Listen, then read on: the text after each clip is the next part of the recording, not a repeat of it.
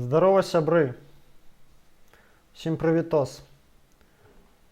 Раскажыце, калі ласка, як мяне чутна зараз?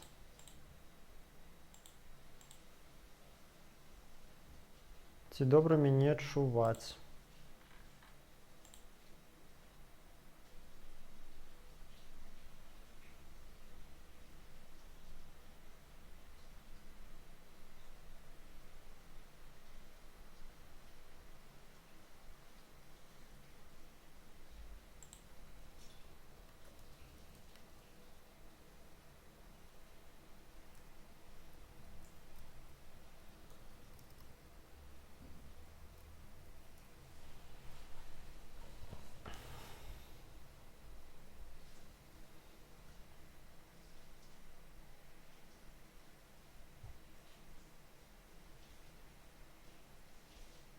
Пишуць, што добра. Мяне, канешне, моцна адстае ўсё. Даволі такі. Так. Чуваць добра. Ну окей, троху народу падключылася. Зараз паедзем. Будзем пачынаць.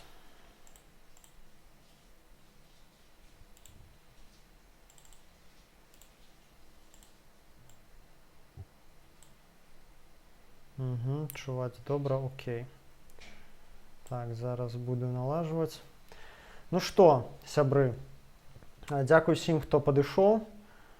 Вось, я спадзяюся, сёння будзе без усялякіх неспадзяванак, без глюкаў, ну, як у нас гэта было раней, што пачынала тармазіць. Здаецца, я разабраўся, у чым справа. Гэта былі праблемы ў тым, што ў меня вельмі шмат укладак было адкрыта і комп не выгрібаў. Ну што, як звычайна, пачнем з таго, што падзякую тым усім, хто мне данаціў за гэты час.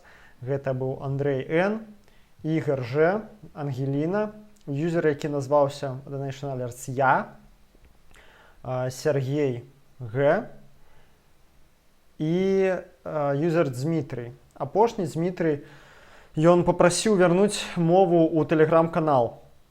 Растлумачу, как кажа, вяртай хоць патроху, хоць павольна. Растлумачу, чаму я гэта пакуль што не раблю.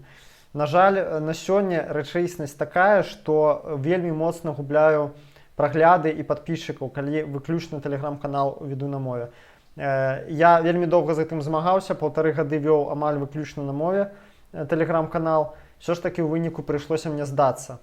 Бо я разумею, што тыя грошы, якія я ўкладаю рэкламу тэлеграма, яны проста ніяк не адбіваюцца. Проста яны ідуць на вецер, таму што людзі падпісваюцца і вельмі хутка адпісваюцца. Вось. На жаль, гэта такая рэчаіснасць, не атрымоўваецца людзей прывучыць, таму што ў мяне маленькі канал і да таго ж спецыфічная тэматыка. Вось. І я вырашыў на такі кампраміс пайсці, да? Хаця мне это было непрыемна і не вельмі хацелася, аднак прыйшлося на яго пайсці. Вось. І хачу нагадаць, што ў мяне затое па-беларуску Facebook, УКонтакце, амаль цалкам YouTube, Instagram. Яшчэ і мой блог на noblogs.org, хто не ведае. Ну, то бок, і TikTok яшчэ ў мяне цалкам па-беларуску. Ну, то бок, ужо колькі беларушчыны паўсюль, дзе толькі можна, я напхаў, але вось для рускаймоўных беларусаў і расійцаў прыйшлося зрабіць вось зараз тэлеграм такі. І зараз у меня вось зрабіў па-руску, троху пайшоў рост, прынамсі перасталі людзі адпісвацца. А то у меня бывала адпіскі за месяц па 70 чалавек абвальвалася. Ну што это такое? Ну, менш, чым за месяц, за 2 тыдні. І гэта пры тым, што контент нармальны, я, як бы самі бачыце, стараюся, імкнуся рабіць усё добра. Вось, гэта быў адказ данацеру Дмітрыю, які мне даволі шчодра заданаціў, за што яму яшчэ раз вялікі дзякуй. Ну і 2 патроны у меня, гэта Александр Б і Саша Р. Вось, таксама далучайцеся да патронства. Вось, адрес можаце от тут вось бачыць. І я спадзяюся, вы бачыце яго хоць? Напішыце, а то можа это только у меня у ОБС показывае. Вось. І другой момант, гэта вось у меня полоска, не тут, вот тут. Можете бачыць, гэта я собираю на Vimeo, бо на YouTube не толькі па жаданню уладаў, але і па правілах аўтарскага права пры желанні, калі дакалупацца, можна мяне без асаблівых праблемаў заблочыць. І вся гэтая вялікая праца, там дзесяткі, сотні гадзінаў працы, якія патраціў на стварэнне ролікаў, гэта ўсё просто пойдзе лесам. Каб гэтага не адбылося, я стараюся свой контент заўсёды дыверсіфікаваць.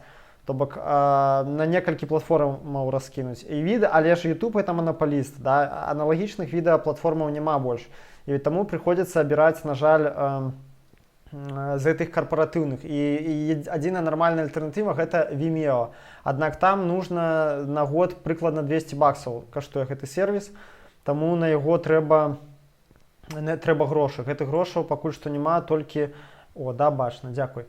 Толькі калі вы мне дапаможаце. Таму, калі ласка, скідвайце па капейчыне, патроху назбіраецца і тым самым, можа, вы і не будзеце глядзець на Vimeo, але прынамсі будзем ведаць, што мала того, што дасягнем новую аўдыторыю, дык яшчэ і не згубяцца мае тыя ролікі, тыя, якія здымаліся вось уже 2 гады. Вось. Ну, гэта мы, здаецца, скончылі з уступнай часткай. Зараз я крыху перасяду пазручней. Вось. І працягваем ужо па сутнасці. Колькі нас там, давайте паглядзім, 11 чалавек. Клас. Так, сябры, 11 чалавек, а лайкаў толькі 5. Ну што за справы? Хто яшчэ не паставіў лайк, возьміце, лупаніце, каб гэты відос пабачыла паболей народу. Калі ласка, это ж не цяжка. Вось, ну што, паехалі. Я вырашыў такую зрабіць добрую традыцыю, калі вам гэта спадабаецца, канешне, і пачынаць кожны стрым з такога аповеду з рэвалюцыйнай гісторыі, з вызваленчай гісторыі, што ў гэты дзень цікавага, важнага адбылося для гісторыі вызвалення як бы чалавецтва і Беларусі ў прыватнасці, да, хто нарадзіўся, хто памёр, якое паўстанне адбылося, рэвалюцыя, там яшчэ нешта важнае, для таго, каб мы маглі ствараць сваю культуру і памятаць і вучыцца на памылках і на дасягненнях мінулых пакаленняў. Вось. І сёння две рэчы, пра якія я хачу расказаць. Абедзве даволі цікавыя, мы на гэта даволі такі шмат часу патрацім сёння, але ладно, не буду вас доўга таміць. Першае і самае, як па мне, цікава. Адзін дзіз, я нават ведаю, ад каго дзіз. Так, сябры, наконт пытанняў адразу. Давайте я буду, як заўжды, па блоках. Вот я скончу уступ, да, які сёння дзень, 15 сакавіка, што сёння адбылося, і потым на пытанне адкажу. Каб потым адну тэму і зноў пытанне. Так, поедзем. Так, што сёння за дзень? Сёння нарадзіўся такі чалавек, якога завуць Абба Львовіч Гордзін. Я вам зараз, з ваша пазвалення, троху пачытаю з аркушыка, я спадзяюся, прабачыце. Ой, не то, сорі.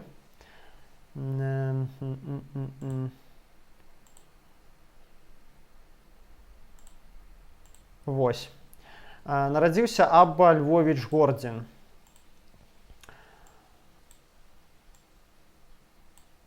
15 сакавіка 1887 года. Значит, гэты чалавек нарадзіўся ў вёсцы Міхалішкі Астравецкага раёну. Ну, па іншых дадзеных пішуць, што гэта Смаргонскі раён, альбо ўвогуле, што ён нарадзіўся ў Смаргоне. Гэта вельмі быў вядомы дзеяч расійскага і міжнароднага анархісцкага руху, тэарэтык пананархізма і анархаіндывідуалізма. Пачынаў Абба Гордзін як сіяніст. Ён быў удзельнікам сіянісцкай працоўнай арганізацыі «Царэй Ціон», моладзь Сіона. Я думаю, вы ведаеце, што ў Беларусі ўвогуле сіянісцкі працоўны рух быў вельмі моцны. І вось гэты Абба Гордзін, ён арганізаваў страйк падмасцер'яў краўцоў, і падчас рэвалюцыі 905-906 гадоў нават павёў дэманстрантаў на штурм турмы ў Вілкаміры. Зараз гэта горад у Кмерге в Літве. І за гэта паспеў нават пасядзець у турме. Ну, як вы зразумелі, яму тады зусім троху год было. Усяго, колькі там, 18 год яму было, уяўляеце, калі ён ужо вёў людзей на штурм турмы. Падчас Першай сусветнай ён уцёк з акупаваных тэрыторый у Маскву, дзе ўжо далучыўся да рэдакцыі газеты «Анархія», бо незадоўга да гэтага ён парваў з сіянізмам і заснаваў секулярную школу для жыдоў, дзе выкладалі да таго ж з прымяненнем лібертарнай педагогікі. І вось калі ён быў як уцекач ужо ў Маскве, ён далучыўся да гэтай газеты «Анархія» і стаў у хуткім часе адной з самых аўтарытэтных фігураў Маскоўскай федэрацыі анархісцкіх груп. Вось. І калі прыйшла кастрычніцкая рэвалюцыя, ён выступіў за супрацоўніцтва з савецкай уладай і пісаў шмат кніг і эсэ на анархісцкую тэматыку. І выдзяляўся ён з астатніх тэарэтыкаў тагачасных тым, што спрабаваў неяк, ведаеце, сумясціць анархізм і юдаізм. Такое, да, цікавае, незвычайнае спалучэнне. У него была такая цікавая канцэпцыя анарха-універсалізма, згодна з якой чалавека прыгнятаюць 5 асноўных структур. Гэта дзяржава, капіталізм, каланіялізм, школа і сям'я. І супраць гэтых 5 структур, адпаведна, ёсць 5 лякарстваў. Да? Гэта супраць дзяржавы бездзяржаўнасць, супраць капіталізму камунізм, супраць каланіялізму касмізм, ён так называў касмапалітызм, супраць школы генеатрапізм, гэта так называлася вызваленне чалавека ад прымусовых ведаў. І супраць сям'і педызм. Педызм гэта не тое, што вы падумалі, гэта вызваленне моладзі, такім словам ён называў. Вось. І нягледзячы на тое, што яго такая тэорыя была экстравагантная, тым не менш, ужо на пачатку 20-х год папулярнасць анарха-універсалізма расла. І бальшавікі мусілі з гэтым нешта рабіць.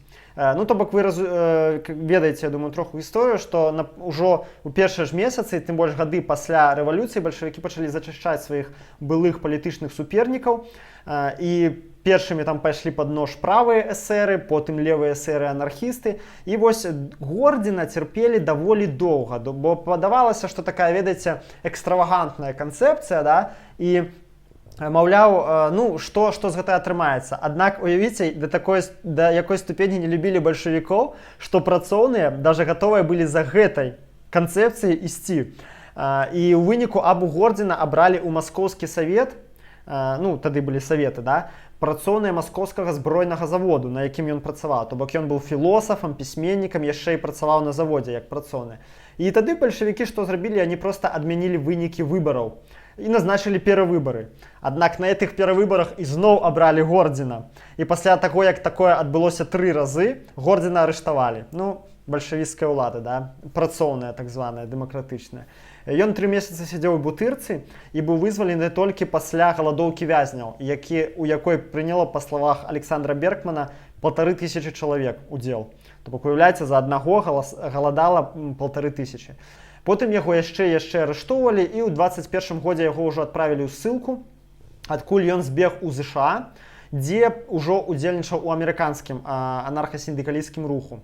А ў 58 годзе ён эміграваў у Ізраіль, дзе да самой смерці рэдагаваў анархісцкую газету «Праблемот». Вось. І памёр у 1964 годзе у Тель-Авіве. Вось так, як бачыце, сябры, вечна так атрымоўваецца, што анархісты, не анархісты, дакладней беларусы, свае лепшыя кадры раздаюць нейкім іншым краінам. То там Ізраілю, то ЗША, то Маскве, то яшчэ камусь, бачыце? І нават з анархістамі тое ж самае атрымоўваецца. Вось. Так, вітаю новых людзей. Дарога, салют. Ілья, привет, маю рацыю, здароўкі. Вось, гэта першая такая дата, пра якую хацеў расказаць. Гэта вось Аба Гордзін нарадзіўся сёння, 15 сакавіка. А другі момант такі цікавы. Карацей, 15 сакавіка, калі хто не знае, гэта сусветны дзень барацьбы супраць паліцэйскага сваволля. І быў час, калі анархісты беларускія, яны гэты дзень адзначалі адзіным дэцэнтралізаваным днём дзеянняў. То бок заклікалі ўсіх у гэты дзень нешта рабіць супраць дзяржавы, супраць ментоў, супраць сістэмы у агульным. Вось. І акцыі такога кшталту правадзіліся як мінімум у 2009 і 2010 годзе. І самае цікавае, што асаблівага размаху яны дасягнулі ў 2010 годзе. Тады быў такі двіж, я вам скажу, нехілы. Я спецыяльна прайшоўся па анархісцкіх сайтах, падсабраў, што было, а это ўжо было, я нагадаю, у 2010 годзе. І вось у 2010 годзе анархісты пісалі у сваім закліку. Что-то прогнило в Белорусском королевстве. Страна, в которой мы живем, не устает меняться в худшую сторону. Вот и сейчас близятся выборы короля. Выборы, исход которых заранее известен всем. Казалось бы, нечего беспокоиться царьку. Слуги прикормлены, стабильность, хоть и шатается, но пока стоит. Народ молчит и трудится. Но, несмотря на это, страх и неуверенность терзают Лукашенко и его приближенных. Всего за полгода были в спешном порядке приняты целых 4 ярко выраженно тоталитарных закона. О расширении полномочий МВД и КГБ, теперь обыски и прослушку можно спокойно проводить с согласия лишь местных начальников, о контроле над интернетом, о принудительной дактилоскопии. Теперь сдать отпечатки пальцев обязаны все военнообязанные, около 2 миллионов белорусов, о призыве студентов и заочников в армию. Поразительный по своей наглости закон, цель которого грубо и прямо сократить количество молодежи, которая могла бы выйти на улицы в период президентских выборов 2011. Государству необходимо пропустить через армейскую школу отупения и обыдления максимальное количество молодых людей. Если Лукашенко чувствует себя столь уверенно, что он постоянно утверждает с экрана, к чему бы такие меры контроля, которые иначе как крайними не назовешь? Зачем обставлять госаппарат спецслужбами, если так уверен в себе? Ответ прост: нет никакой уверенности. В мире бушует кризис, и вечно смягчать его последствия властям не удается. Крах пресловутой белорусской модели, державшейся на халявных нефти и газе с Востока, лишь дело времени. Да и терпение белорусов не железное, хотя порог его очень высок для уважающего себя народа. Власть боится нас, своего народа, трудящихся, студентов, даже пенсионеров. И вдвойне боится политически активных людей. Поэтому и сжимаются все сильнее тиски полицейского государства. Ну, я думаю, вы пробачите меня за такую доўгую цытату, просто гэта пісалася ў 2010 годзе анархістамі, і таму у меня такая, ведаеце, троху ностальгія накаціла, і я не мог себе дазволіць не працытаваць.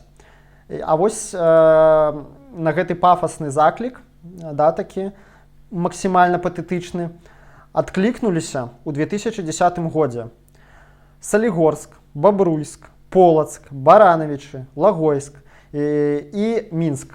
У Мінску акцыі адбыліся адразу ў некалькіх раёнах горада.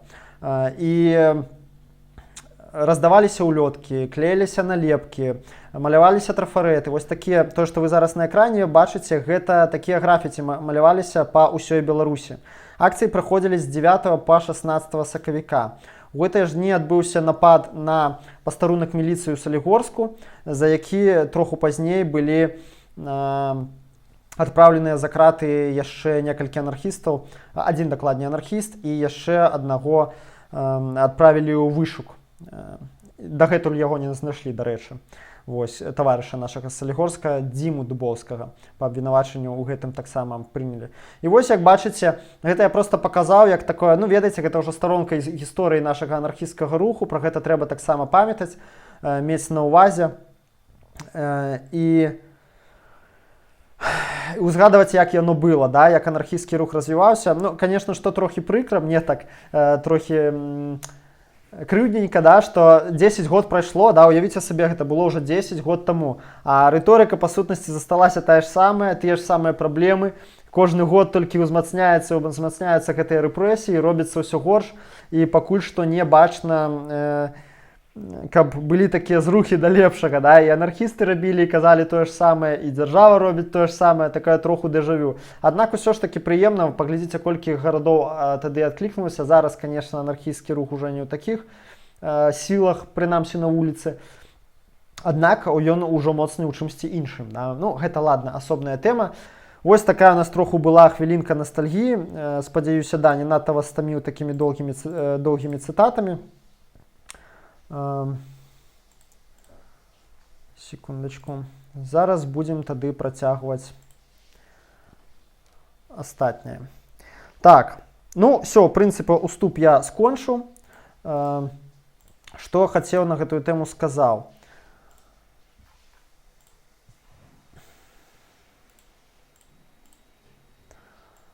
Зараз паехалі па вашых пытаннях.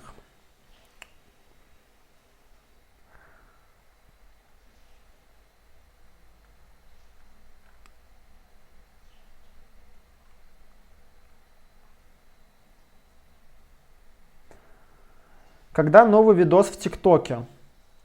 Ну, сегодня был новый, куды вам яшчэ? Ну, завтра, может, запишу, як час вольны будзе.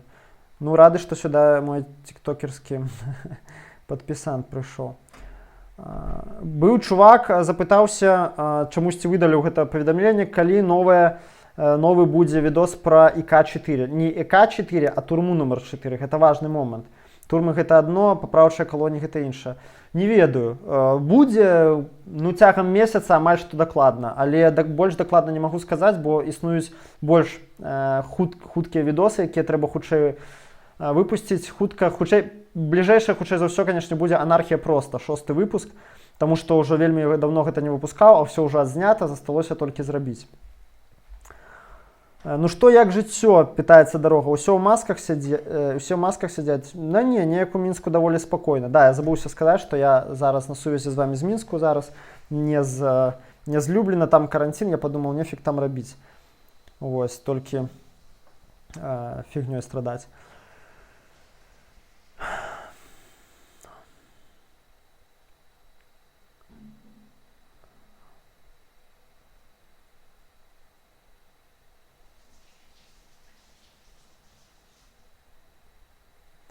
Дарэчы, наконт анархісцкага руху, чым ён адрозніваецца ў розных краінах? Ну, я магу казаць толькі дакладна за краіны ўсходняй Еўропы і ЗША, а там адрозненне такое. Ну, па-першае, даволі моцна адрозніваюцца рухі, калі браць Еўропу, усходняй Еўропы, былога Саўка, і заходняй Еўропы. Калі так зусім груба падзяліць, ну вы мусіце разумець, што гэта ўсе падзелы, яны будуць вельмі умоўныя, бо існуюць куча розных падзелаў, розныя групоўкі займаюцца рознымі рэчамі, яны могуць адрознівацца па ідэалагічных прынцыпах, а могуць па прынцыпах дзеяння, дзесьці там з сабой альянсы уступаць, часам іх немагчыма адрозніць адно другое ідэалагічна, часам у супрацьстаянне адзін з адным, гэтак далей. Але калі так абагульніць, то атрымуецца наступная карціна. Можна падзяліць прыкладна на 3 такія катэгорыі. Першая катэгорыя – гэта прафсаюзныя, анархісцкія прафсаюзныя групы, якія займаюцца пераважна амаль выключна працоўнай барацьбой. Гэта, скажем так, аскепкі анархісцкіх рухаў, вялізных, масавых, пачатку 20-го стагоддзя. У Гішпаніі гэта CNT, прафсаюзу, якім у свой час было 2 мільёны чалавек састаяла, які складаўся, быў рухавіком руху ў Каталоніі камун, так, у 30-е гады. У Германіі гэта ФАУ, анарха-сіндыкалісцкі прафсаюз. Ну і гэтак далей. У Польшчы, у нейкім анарха-сіндыкалісцкім прафсаюзе, там некалькі тысяч чалавек складаюцца, састаіць. Але фішка ў тым, што вельмі фактычна такой анархісцкай дзейнасці ў плане рэвалюцыйнай яны не займаюцца. Яны, прынамсі, CNT, гішпанская, яны там займаюцца такімі судовымі цяжбамі. Анархісцкая працоўная барацьба – гэта стачка, гэта рэвалюцыйная стачка, гэта сабатаж, гэта выстаўленне жорсткіх умоваў наймальнікам. Карацей, гэта прямое дзеянне. А вось яны ўжо такім займаюцца вельмі мала. Часам так арганізуюць страйкі, але гэта ўжо такія вельмі рэфармісцкія прафсаюзы, і многія лічаць, што анархісцкага ад іх толькі назвы.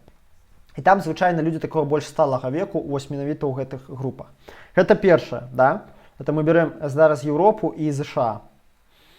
Другая група, самая шматколькасная, гэта інтэрсекцыянальныя анархісты. Я просто не ведаю, як іх так абазначыць.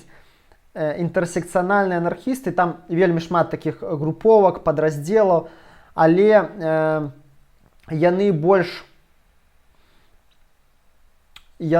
зацыкленыя на... Яны амаль што не займаюцца класавай барацьбой, сацыяльнай барацьбой у меншай ступені. Гэта рухі...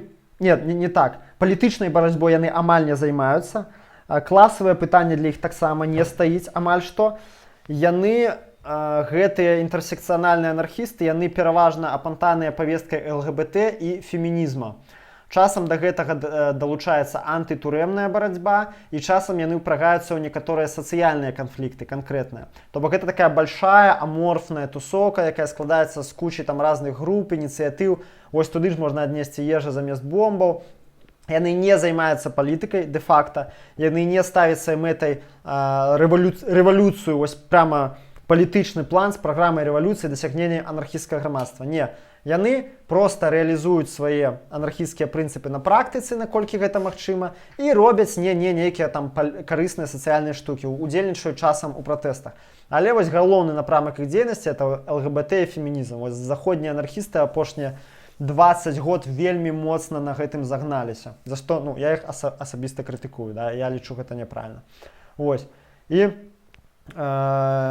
сквотарскі рух, то ж таксама туда ў гэтую тусоўку можна аднесці. Вось інтэрсекцыянальныя гэтыя анархісты, анархакамуністы, гэта такая самая шматколькасная групоўка у Еўропе і ЗША сярод анархістаў. І трэцяе гэта інсуры, альбо паўстанцкія анархісты. Іх яшчэ называюць інсуракцыяністамі. Вось, яны не прызнаюць ні вось класавую барацьбу ў выглядзе анархасіндыкалізма, ні інтэрсекцыянальныя гэта ўсе штукі, да, там з фемінізмам, ЛГБТ. Яны проста робяць выбухі, замахі, падпалы. Вось. Гэта, як можна зразумець, самая малаколькасная група. У некаторых краінаў іх увогуле няма. І вось яны такую вось штуку муцяць. У іх прынцып прамога дзеяння. Яны кажуць, мы не собираемся чакаць, пакуль масы паўстануць. Мы атакуем дзяржаву і інстытуты прыгнёта тут і зараз. Ну, таксама нескладана здагадацца, што вельмі шмат з гэтых анархістаў яны сядзяць у турме. Вось. Па адрозненню па краінах можна раздзяліць, як я ўжо сказаў, вельмі адрозніваюцца краіны заходня і краіны былога СССР. Трэба сказаць, што ў заходніх краінах захаду, анархісты, ну вось это ЗША і заходняя Еўропа, я гэта маю на ўвазе, лічаць сябе амаль паўсюдна часткай агульнага левага руху. У многіх краінах былога СССР, у Грэцыі, у Беларусі таксама яна сюда, і ў некаторых краінах Лацінскай Амерыкі яны падкрэсліваюць, не, мы не левыя, мы не правыя і не левыя, мы анархісты. Я таксама прытрымліваюсь гэтай пазіцыі, да? А вось у Францыі, у ЗША яны кажуць, не, мы левыя. І вось часта там пішуць, калі чытаеш іхнія тэксты, пра запятую anarchist, socialist, anarchist, socialist. Яны сябе лічаць таксама сацыялістамі. Ну, не цяжка здагадацца, чаму ў усходняй Еўропе не так, да? І чаму ў краінах Лацінскай Амерыкі не так. Таму што ў нас была 70 год левая дыктатура. І, адпаведна, анархістам, праціўнікам любой дыктатуры, да, праціўнікам таталітарызму, саўка, зашквар называцца левымі. І тое ж самае ў Лацінскай Амерыцы, дзе вельмі шмат было і ёсць левых дыктатараў. І, адпаведна, яны хочуць, анархісты, максімальна ад этой левацкай тэмы адмежавацца, казаць, не, ребят, мы не левакі, мы анархісты, гэта зусім іншае, мы супраць левых, супраць правых.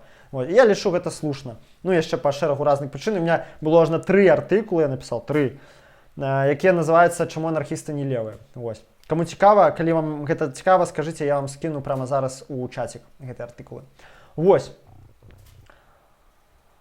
Гэта што адрозненняў. Ну, я зараз не буду казаць пра адрозненне там у кожнай краіны, да таго ж я не есть экспертам, я не вывучаў так ужо грунтоўна, там, ну, у Еўропе шмат краінаў, правильно? Я не вывучаў так грунтоўна адрозненне там кожнага анархісцкага руху. Адно, што толькі скажу. Реально асабняком стаіць анархісцкі рух Грэцыі. Я сказаў, да, што фактычна па ўсёй Еўропе ў ЗША анархісты палітыкай наўпрост не займаюцца. Яны не ствараюць рэвалюцыйных арганізацый, якія абставілі сябе неадкладную мэту дасягнення анархісцкага грамадства. Яны бачаць это як далёкая перспектыва, да? Але яны кажуць, ну, мы будзем рабіць там канкрэтна это, там, впісвацца ў нейкую там движуху супраць карпорацыі, да? Там, калі яны хочуць нешта забрудзіць, там, пабудаваць нейкую брудную вытворчасць. Мы впішемся за страйк канкрэтны. Мы там робім ежу замест бомбаў, мы дапамагаем палітвязням, ці проста вязням. Да, але вось в таких палітычных арганізацыях, якія кажуць, так, народ, трэба нам паўстаць і зрабіць анархісцкі движ, анархічнае государство, да, як многія любяць казаць. Такога няма. А вось у Грэцыі ёсць. Там, па-першае, там анархістаў реально до хрена. Там іх, ну, вельмі шмат. І вельмі шмат розных. Там групоўкі просто на любы густ. Пачынаючы там ад антыцывілізацыяністаў, яны кажуць, трэба цывілізацыю вынішчыць, да, каб была анархія.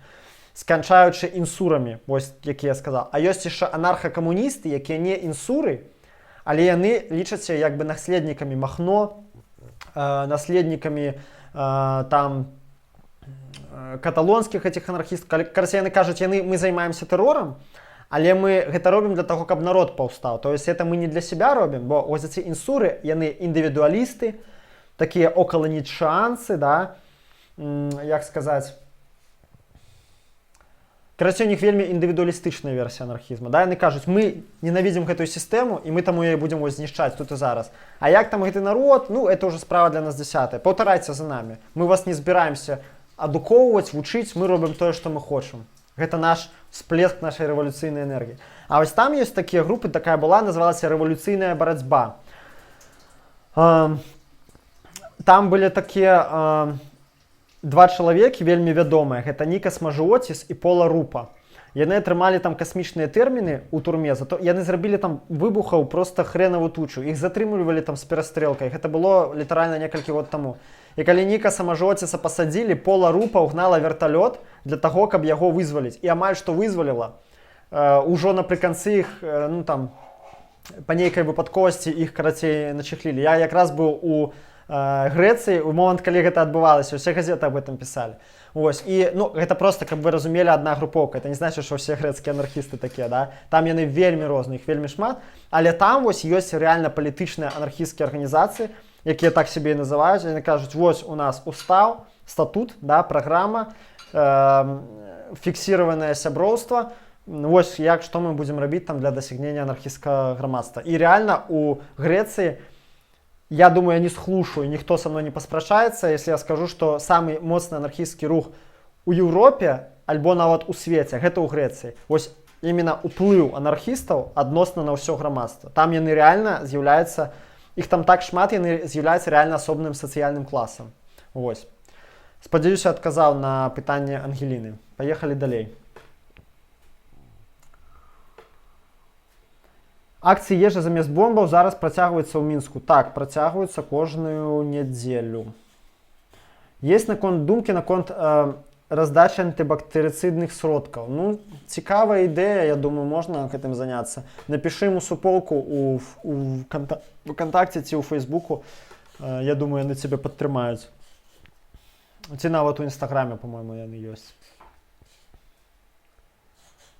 Як з анархічным рухам у Польшчы? Ох. Давай я на это пытанне ўжо адкажу пазней. Давай зараз перайдзем да непасрэдна тэмы стрыму. Бо, блин, нешта шатаецца у меня экранчык. Вось, бо ўжо колькі 40 хвілін стрымлю, а дагэтуль не датыкнуўся да непасрэдна таго, што запланаваў. Па плану паедзем. Макс Вейдер, вечар у хату. Добрый вечар. Так, ну што, паехалі далей. Што я хацеў вам распавесці сёння, акрамя гэтага. Наконт валютнага крызісу, да? Ну, вы ўсе ведалі, чыталі і адчулі, да, хто там у абменніках быў, што у нас моцна абваліўся беларускі рубель. А абваліўся ён з-за таго, што абваліўся расійскі. А расійскі абваліўся з-за таго, што абваліліся кошты на нафту. І вось чаму абваліліся кошты на нафту, я пачаў капаць, і тут насамрэч адназначнага адказу няма. То бок ёсць две версіі. Першае, тое, што ва ўсім вінаваты Сечын. Ну, как бы яны абваліліся чаму? Таму што Расія выйшла з дамовы па АПЕК. АПЕК гэта, хто не ведае, такі картэль краінаў, якія дабываюць нафту у вялікіх, ну, такіх самых буйных гульцоў, да, на гэтым рынку. Там Саудіты, там Венесуэла, Расія, канешне. Відэа падвешваецца. А якога хрэна яно падвешваецца? У меня піша, што ўсё нармальна. З'яўляецца, як вы, мусіць, ведаеце, сябрам АПЕК. Да, гэта, ну, картэль такі, в сутнасці гэта картэль, які дамаўляецца між сабой аб коштах на нафту, да. І яны вырашылі ў пэўны момант з гэтай здзелкі АПЕК выйсці і сказаць, ну, а здзелка складалася ў тым, што яны установілі парог дабычы, дакладней, верхняй нафты і дамовіліся не здабываць нафты болей за яго.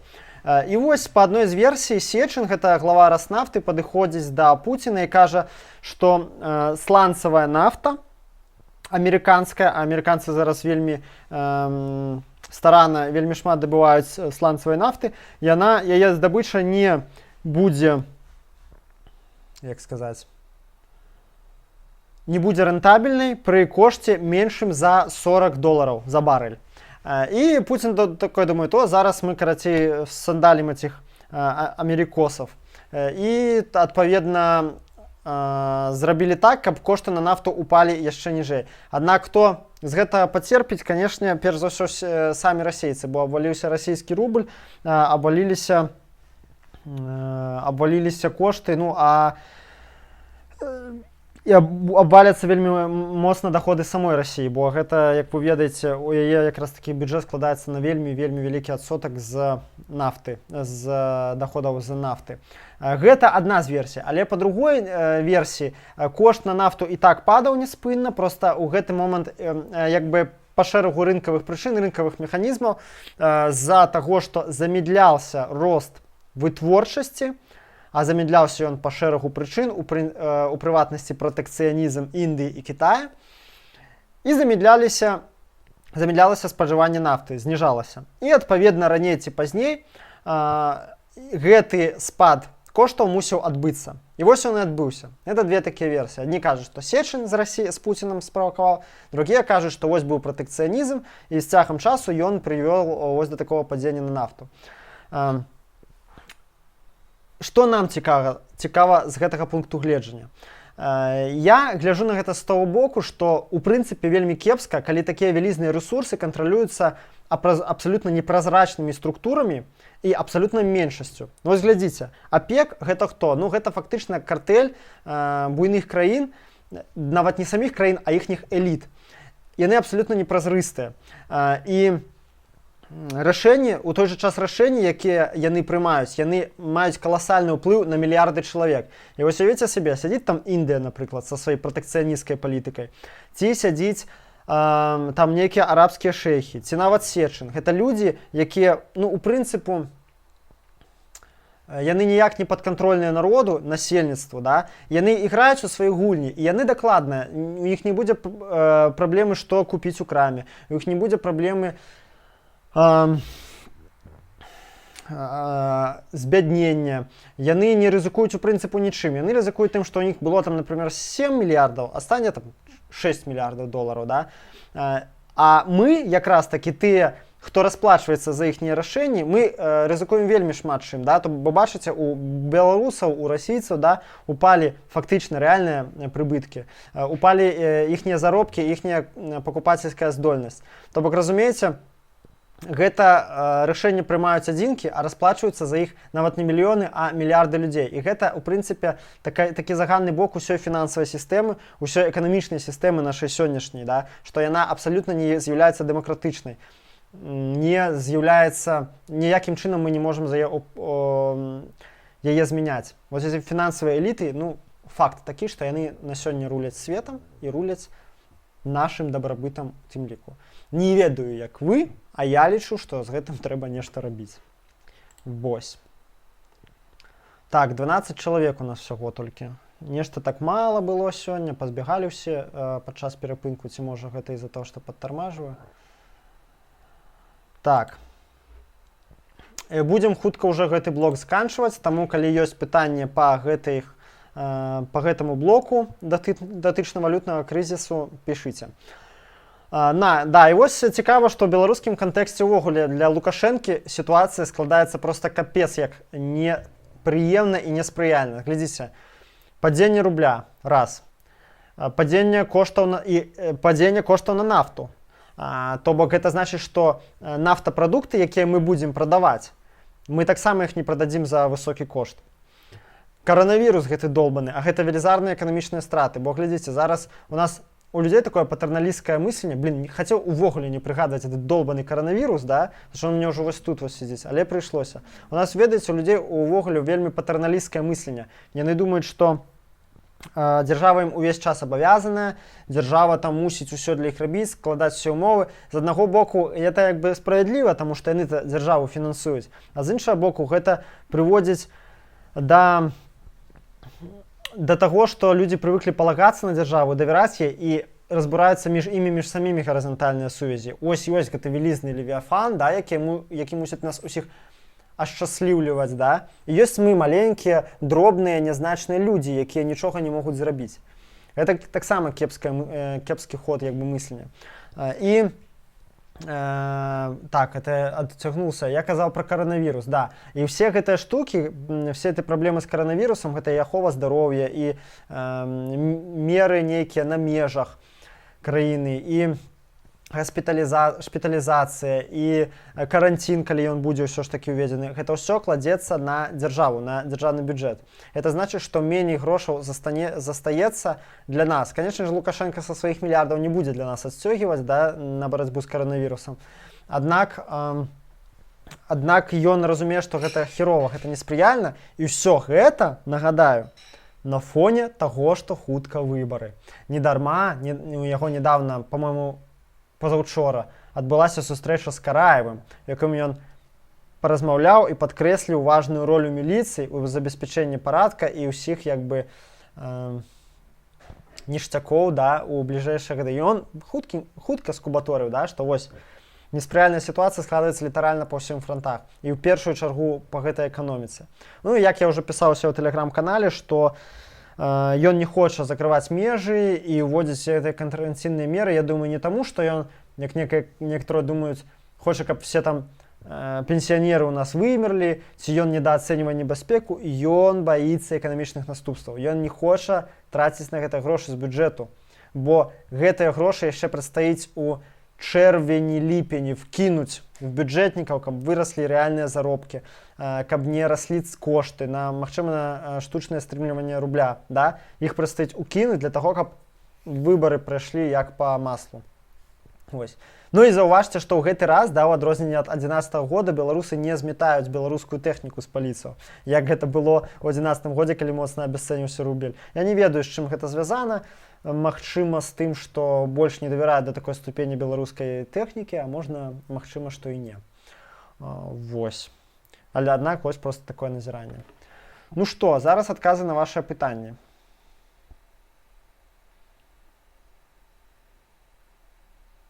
Салам алейкум, Калян. Алайкум вассалам.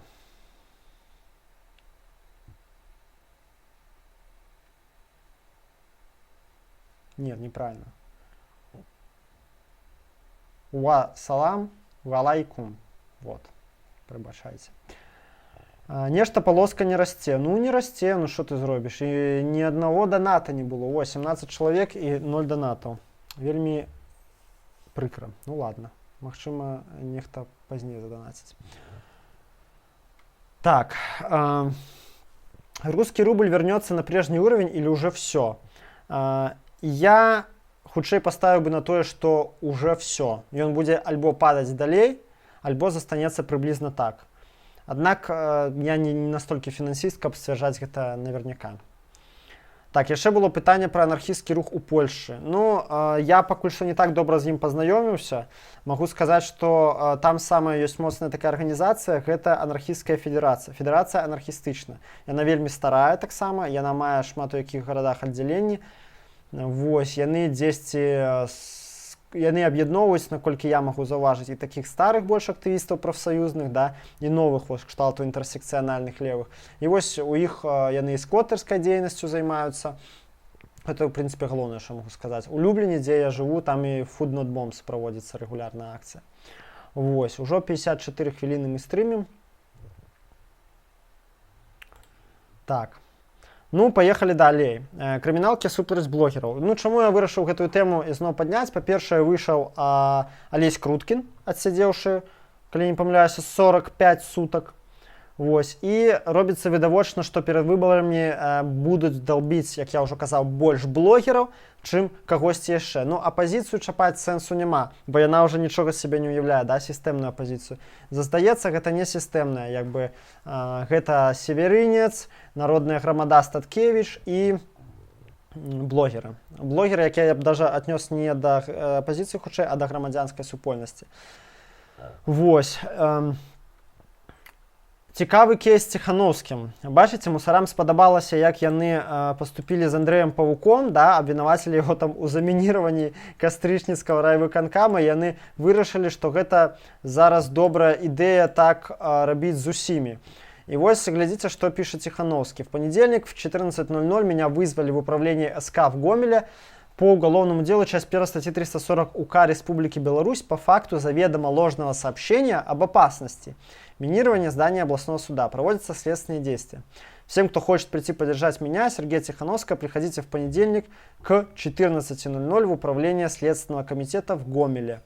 По ул Советская, 34 к 14:00. Ну так, калі ёсць гамельчане, дарэчы, заклікаю прыходзіць. Мне, шчыра кажучы, да Ціхановскага даволі такое скептычнае стаўленне, калі быць шчырым. Не буду зараз разжоўваць чаму, але так ці інакш я лічу, што падтрымаць трэба. Калі б я быў у Гомелі ў гэты перыяд, я бы падтрымаў. Падыходзьце ў панядзелак, то бок заўтра к 14 гадзінам. А если вы боитесь, то приходите в масках вирус на нашей стороне. Вось. Цікавы такой кейс, бачыце, у мусоров уже адпрацоўваецца. Гэта магчыма, менавіта гомельская фішка, да? Бо Павук таксама ж з Гомельскай вобласці. У іх уже з'яўляецца такая, як сказаць, алгарытм адпрацаваны, як правільна, як загасіць блогера. Ну, то бок, ну, ён да такой ступені дэбільны гэты алгарытм, да? Аднак і такой смешны, і ўсім настолькі бачна, і ўсё роўна яны гэтую мусь як бы толкаюць, да? То бок чалавек пазваніў, сказаў, што замініравана, што там? Здание областного суда замініравана, і пакінуў яшчэ свае дадзеныя пры званку, разумееце? Вось Ціхановскаму больш няма што рабіць. І я думаю, конечно, яго ніхто не пасадзіць, гэта проста яму такая пстрычка панося. Слышь, чувак, давай-ка асцярожней, тармазі. Трымай себе ў рамках. То ж самае, як і Андрэя Паўка. Ну, то бок, я думаю, пасадак такіх не будзе. Гэта, хутчэй, такія крымінальныя справы, яны робяцца для таго, каб стварыць псіхалагічны ціск чалавеку. Бо зразумела, што Ціхановскі пасля, як бы, ну, пасадзіць яго не можна зараз, да? Няма такой неабходнасці, яго можна іншым чынам кантраляваць, і дафіга будзе, як бы, і здзержак, калі яго пасадзіць. А вось так вот патріпаць нервы, да, напружыць, для таго ж запугаць іншых, ўсё ж такі крымінальная справа гэта глушыць так, да, жорстка, непрыемна. І ўсе імкнуцца гэтага пазбегнуць. Таму выбралі вось такі вось шлях. І я думаю, так, як я ўжо сказаў, гэта перад выбарамі гэта будзе працягвацца. Увогуле, я, ведаеце, так прыкідаў, як могуць пачаць шчаміць блогераў. Я падумаў, што могуць пачаць біць па іхніх данацерах, да? То бок пачаць, глядзіце, блогер гэта чалавек, ну, асабліва раскручаны, перш за ўсё фінансава незалежная ад дзяржавы. Яго не выганіш з працы, таму што ягоная праца гэта ягоная ж палітычная дзейнасць. Ён жыве за данаты, за тых людзей, якія яго падтрымліваюць. Вось. Яму толькі можна што? Перакрыць усе фінансавыя патокі. Так? Фінансавыя плыні, каб ён быў вымушаны, зноў стаў залежным ад дзяржавы. Таму, я думаю, могуць, па-першае, прыраўняць блогераў да СМІ і проста іх штрафаваць гэтаксама, як зараз штрафуюць Белсат. Могуць пачаць трасці праз падатковую, бо ўсё праз Donation Alerts, там эти біткоіны. Гэта ўсё, зразумела, ідзе міма падатковай, і тэарэтычна за гэта можна пачаць штрафаваць, там, ажно да крыміналак за незаконную прадпрымальніцкую дзейнасць. Вось. Яны могуць, да, ну, у меня такая думка была, увесці адміністратыўку для данацераў. Да, ну, там прыдумаць, чаму не, адміністратыўны артыкул, не ведаю, незарэгістраваныя ахвяраванні, да, што-нибудь такое там. Ахвяраванні, пожертвования незарегистрированным СМИ. Почему нет? Вось і ўсё, і калі ласки, кожного донатера фармальна можна будзе прыцягнуць. Неяк, альбо нават заблочыць Donation Alerts, да, гэтаксама як заблочылі там АЧК, Прамень, да, там шэраг анархісцкіх сайтаў у Беларусі. Взять заблочыць Donation Alerts, як і Хартыю, да. Чаму бы не? Вось. Ну, такія меры, я думаю, вось штосьці з гэтага альбо падобнае на гэта яны да выбараў абавязкова прымуць, бо блогеры гэта небяспека. Гэта рэальна незалежныя людзі са сваім меркаваннем, якіх ты ніяк, акрамя жорсткіх карных метадаў, не паставіш пад кантроль, а жорсткія карныя метады, як я ўжо сказаў, маюць свае издержкі, не заўсёды іх можна прымяніць. І таму штосьці трэба будзе рабіць і будуць як бы удасканальваць тэхналогіі кантроля над блогерамі бліжэй да выбараў. Бо я думаю, яны ўжо паказалі не раз, што яны могуць нармальную аўдыторыю мабілізоўваць, у тым ліку і пратэсную. Вось, нават я такі ўжо не самы там вялікі блогер, мякка кажучы. Мне атрымалася там пад 40 чалавек мабілізаваць на флешмоб «Я экстрэміст», да? Фактычна на парушэнне заканадаўства КоАП. Да? А што казаць пра Мозгона, да, які там сабраў 50 чалавек пад Белнафтахімам. Вось, яны будуць нешта з гэтым рабіць. В прынцыпе, гэта, сябры, ўсё, што я хацеў сказаць. Давайце тады вашыя пытанні, хто яшчэ аб чым хоча паразмаўляць. Вось нас тут зараз 13 чалавек, зусім не шмат. Спадзяюся, я там не вельмі моцна тармазіў. Падтармажваю зараз, вам больш-менш мяне чутна. Ось я зараз за сабой наблюдаю у вакенцы. Ну, в прынцыпе, тармазіць, але цярпіма. Шкада, што так, я не ведаю, што з гэтым рабіць, буду нешта думаць. Всё, сябры, давайце, пішыце вашыя пытанні, калі яны ёсць, а я пакуль што вам нагадаю яшчэ раз уж мы загаварылі пра фінансы, што ў апісанні да відэа вы можаце паглядзець, куды мне можна заданаціць. Вось там розныя варыянты. Вось палоска злева, якая у нас, на жаль, не расце, гэта я збіраю на Vimeo. Я вельмі спадзяюся, што я раней ці пазней на яго зберу. А то ўжо, другі стрым і другі раз ніфіга. Вось, яшчэ раз хочу падзякаваць данацерам Андрею, Ігорю, Ангеліне, Сергею, Дмітрію і 2 патронам, якія мяне зараз падпісаліся штомесяц спансіраваць. Дзякую вам вялікі. І ўсім, хто хоча падтрымліваць, хто можа хаця б 5 баксаў у месяц даваць, всім раю падпісацца на Patreon і такім чынам данаціць. Там 5-7 минут у вас зойме рэгістрацыя і разберэцеся, як гэта ўсё працуе, і вось, і вам не трэба будзе данаціць. Кожны раз яно само будзе здымацца там у вас з карткі. Так.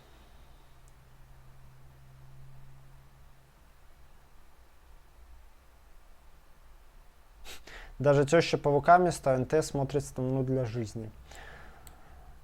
Ну, что могу сказать? На этой жыццесцвярджальнай ноце у такім выпадку будем сканчаць. Дзякуй всем, хто быў сёння са мной. Дарога,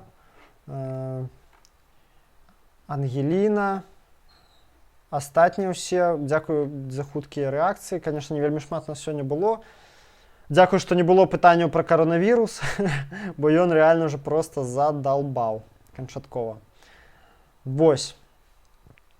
Хто не паставіў лайк, калі ласка, возьміце, паставце лайк, пакуль яшчэ не позна, для таго, каб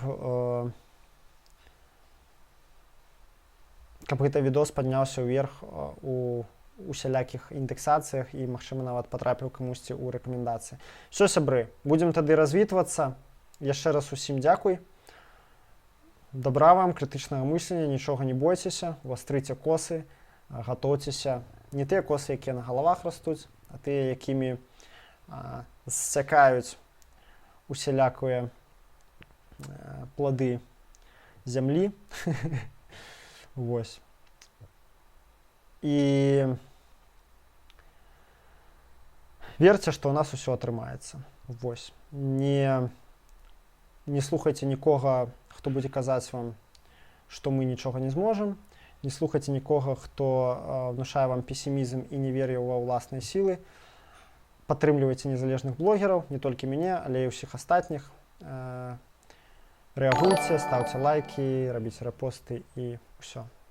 На этом сканчаю. Да пабачэння вам, да новых сустрэч.